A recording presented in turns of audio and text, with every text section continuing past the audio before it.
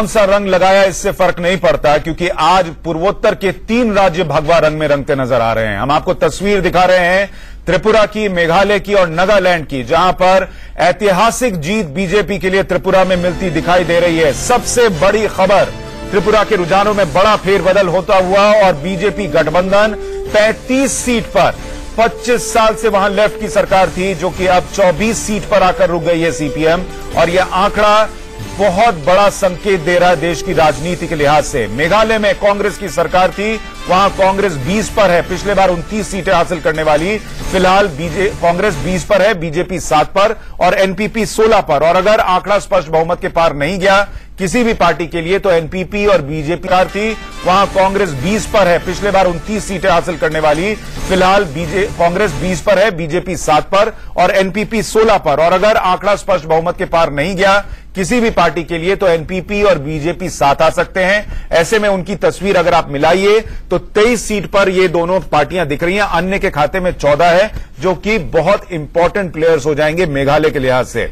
नागालैंड में एनपीएफ 29 पर है, बीजेपी गठबंधन 25 पर है, कांग्रेस 1 पर और अन्य के खाते में 3 सीटें हैं। यानी एनपीएफ वहां पर सरकार बना सकती है, लेकिन अभी भी वो 2 सीट दूर है और यहां भी आंकड़े बदल रहे हैं। हम लगातार बात कर रहे हैं हमारे मेहमानों से। हमारे साथ अनुज गुप्ता बने हुए हैं, senior journalist, Ajay Upadhyay senior journalist बने हुए हैं, और हमारे साथ राणा यशवंत हमारे मैनेजिंग एडिटर बने हुए हैं। संजय हमारे साथ बीजेपी मुख्यालय से जुड़ रहे हैं। संजय, क्या रिएक्शन है? त्रिपुरा में ऐतिहासिक जीत मिलती दिख रही है बीजेपी को। बिल्कुल सुशांत, बीजेपी के लिए बहुत बड़ी उपलब्धि है। नॉर्थ ईस्ट में पहली बार इतने सारे राज्यों में बीजेपी काबिज होने का सपना देख रही है।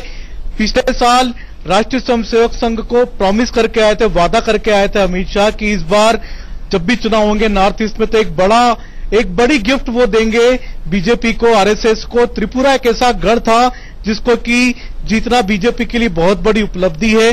नाथ संप्रदाय काफी सारा था वहां पर, योगी आदित्यनाथ ने काफी कड़ी मेहनत की थी, अमित शाह ने पूरा दमखम झोंका था, साथ ही साथ प्रधानमंत्री नरेंद्र मोदी सहित बीजेपी के कई सारे नेता, केंद्रीय मंत्री भी त्रिपुरा गए थे। एक बड़ी भारी जीत दर्ज हो रही है त्रिपुरा में और अमित शाह को पूरी उम्मीद थी, पूरी बीजेपी को उम्मीद थी, और यही कारण है कि बीजेपी में पूरी तरह से जश्न का माहौल मैं आपको दिखा रहा हूं।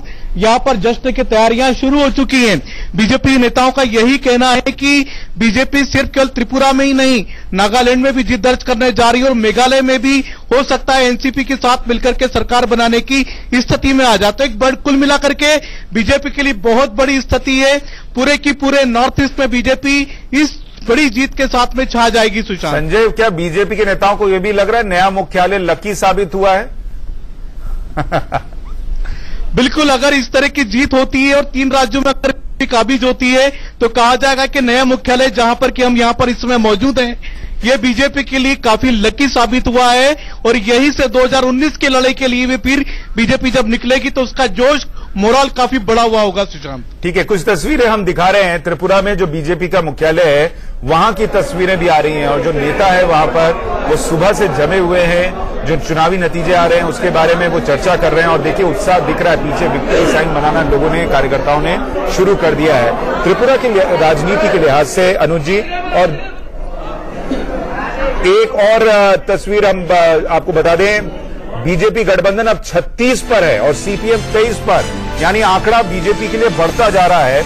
और यह आंकड़ा बढ़ना ये इस बात का भी संकेत है कि सीपीएम हार तो रही है अभी के हिसाब से, लेकिन अगर ये और नीचे जाती है तो एक तरीके से पूरी तरीके से खारिज कर दिया गया माणिक सरकार को, ये भी हम कह पाएंगे। अनुज जी, मुझे ये बताइए कि त्रिपुरा में जो हम तस्वीर देख रहे हैं इसका देश की राजनीति के लिहाज से क्या इंपैक्ट पड़ने जा रहा है? देखिए, सबसे पहले परसों जब संसद बजट सत्र का दूसरा हिस्सा चालू होगा तो वहां इसकी गर्मी साफ दिखाई देगी। विपक्ष ने नीरव मोदी और मेहुल चोकसी के इशू पर भाजपा को घेरने की तैयारी कर रखी थी, लेकिन भाजपा ने उसके कार्ति चिदम्बरम का मुद्दा हाथ में ले रखा था। लेकिन अब सीपीएम से जब वो एक राज्य छीन लेगा तो दोनों ही सदनों में सीपीएम के नेता जब बीजेपी पर आक्रामक होने की कोशिश करेंगे तो उस समय बीजेपी उनको सही तरीके से जवाब दे पाने की स्थिति में होगी। कांग्रेस चूंकि कहीं भी गेन करती हुई नहीं दिख रही है, इसलिए उनकी राजनीतिक आक्रामकता संसद में जो दिखेगी वो कर्नाटक संबंधी हो पाएगी, नॉर्थ ईस्ट संबंधी नहीं हो पाएगी। और यहां जीतने के बाद पूरे देश में भाजपा जो है वामपंथियों को राजनीतिक रूप से दबाने की हर संभव कोशिश करेगी। अजय जी, आपके हिसाब से देश की राजनीति पर इसका असर? निश्चित तौर पे वामपंथी राजनीति का जो है एक तरह से ये अब ह्रास देखा जा सकता है। आने वाले 2019 के चुनाव में भी इसका असर निश्चित रूप से पड़ेगा। वामपंथ के अंदर जो प्रकाश करात और सीताराम येचुरी की जो राजनीति एक soft versus hard within the organisation थी, अब वो सतह पर आएगी कहीं न कहीं। और त्रिपुरा की हार सिर्फ त्रिपुरा की हार नहीं है, पूरे देश के कम्युनिस्ट राजनीति का एक तरह से ये कहीं न कहीं अंत होने की कगार पर है। हिस्ट्री का अंत हो रहा है। यदि यहां से आगे कम्युनिस्ट राजनीति एक सही दिशा में नहीं चलेगी, देश के बाकी ध्रुवों को लेकर साथ चलने की राजनीति नहीं करेगी, सिर्फ अपनी राजनीति लेफ्ट जो करती रही है अभी तक, यदि वही करती रहेगी तो भाजपा को आने वाले समय में टक्कर देना बड़ी मुश्किल होगा। और 19 में ये एक अलग तस्वीर के साथ नारा तो कांग्रेस मुक्त भारत का था, लेकिन ये तो लेफ्ट मुक्त भारत भी होता जा रहा है। नहीं सुशांत, देखिए, लेफ्ट ने भारत की राजनीति में लगातार हाशिए पर जाने के बावजूद कुछ ऐसा नहीं किया कि वो सक्रिय तौर पर हिंदुस्तान की राजनीति में अपनी जगह बना पाएं, अपनी पुरानी पकड़ को हासिल कर पाएं। इसीलिए आप देखिए कि केरल के बाद यह त्रिपुरा एक दूसरा राज्य है जहां की लेफ्ट की सरकार है, लेकिन यहां से भी अगर लेफ्ट हट जाता है, लेफ्ट के दो बड़े संकेत होंगे त्रिपुरा के। पहला संकेत तो ये है कि कोई भी गढ़ चाहे वो 20 या 25 साल से हो, उसको तोड़ा जा सकता है, भेदा जा सकता है, और बीजेपी ऐसा करिश्मा कर सकती है। और इसलिए यह बंगाल के लिए संकेत होगा। बंगाल चाहे वो लेफ्ट के लिए या 2 बार से ममता बनर्जी के लिए गढ़ रहा हो, लेकिन बंगाल भी बीजेपी जीत सकती है। वहां भी तमाम तरह के इंतजामात जो पहले से रहे हैं राजनीति के, उनको ध्वस्त कर सकती है। यह पहला संकेत होगा। दूसरा, मैं राज्य पूर्वोत्तर से उठाना चाहता हूं नागालैंड, क्योंकि वहां 90% के आसपास ईसाई मतदाता हैं। और नागालैंड में अगर बीजेपी, अब देखिए नागालैंड में बीजेपी को मैं ये इसलिए कह रहा हूं कि नागालैंड में बीजेपी ने एनपीएफ को छोड़ा, 15 साल से पुराना रिश्ता है, स्ट्रैटेजी की बात है। उसने एनडीपीपी के साथ अपना हाथ मिलाया, एनडीपीपी में आकर के नेफ्यूरियो मिले, नेफ्यूरियो पुराने एनपीएफ के नेता रहे हैं। और वहां देखिए कि बीजेपी नागालैंड में आ रही है। एक बड़ा संकेत यह जाएगा, संदेश यह जाएगा कि बीजेपी एक ऐसी पार्टी है। थोड़ा सा आपको रोक रहा हूं, सुब्रमण्यम स्वामी एक रिएक्शन दे रहे हैं, वो दर्शकों को सुना दें। तो जीरो से सरकार, ये तो मुझे लगता है इतिहास है। पहली बार भी हमने मणिपुर में ऐसे ही किया था। तो नॉर्थ ईस्ट में हम एक हिंदुत्व की पार्टी इस प्रकार से जीत हासिल कर रही है, तो इसके माने वहां के लोग हिंदुस्तान के हिस्से बनना चाहते हैं। उनको वो तुष्टीकरण का जो था पहले, और उससे वो पता लग गया कि इलेक्शन के बाद सब बंद हो जाता है, तो कुछ होता नहीं है। और बीजेपी जो करती है उससे हमारी जो भारत में, जो अखंड भारत की विलय में हमारी संस्कृति की विलय भी हो, उसके वही लोग पसंद करते हैं। मैंने कई लोगों को मेरे दौरा में उस इलाकों में जो वहाँ के लोग थे वो कह रहे थे हमें सिर्फ इंडियन से पहचानना चाहिए। ये जो प्रोपेगेंडा यहाँ आते हैं तो लोग कहते हैं तुम चाइनीज हो, तुम भूटानीज हो या बर्मीज हो, इससे वो चिढ़ते हैं। वो कहते हैं हम इंडियन हैं, और वास्तव में इंडियन हैं, क्योंकि ये लोग कहीं चाइना से नहीं आए, वो सिर्फ थाईलैंड से आए थे। भारतीय जनता पार्टी जिसका एक भी सीट नहीं था पहले, इतनी बड़ी तादाद में हम उभर के आए हैं, ये बहुत बड़ी बात है। और नागालैंड का चुनाव विशेष परिस्थिति में चुनाव हो रहे हैं। वहां बातचीत चल रहे हैं, वहां के जो अलगाववाद के जो लोग नेतृत्व कर रहे हैं उनके साथ भारत सरकार का बातचीत चल रहे हैं। उस लिहाज से नागालैंड का चुनाव बहुत अहम है, और हम ये मानते हैं कि नागालैंड में हमारा सरकार बनेगा। और अभी जो रिपोर्ट आ रहे हैं जमीन से, एनडीपीपी जो हमारा पार्टनर अलायंस है, एनडीपीपी और हमारा अच्छा रिपोर्ट आ रहे हैं। और जो हमारे साथ सीट अलायंस में नहीं थे वो भी कह रहे हैं कि हम बीजेपी के साथ ही रहेंगे।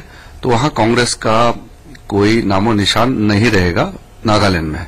मैं खुद गांव तक भी मैं गया हूं, काफी गहराई से मैंने प्रचार किया।